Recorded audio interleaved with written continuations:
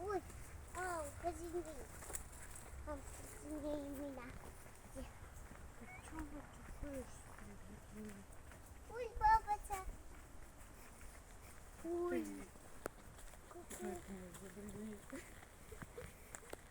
Ой, как Стаса.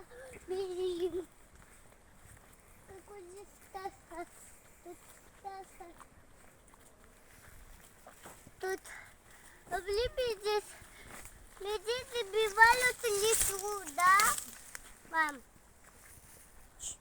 Мы сбили кипетки. Набиваются лесу, сбили кипетки. Только они в доме живут с великим пепом. А там медведь спит. А он уже идет. Везде.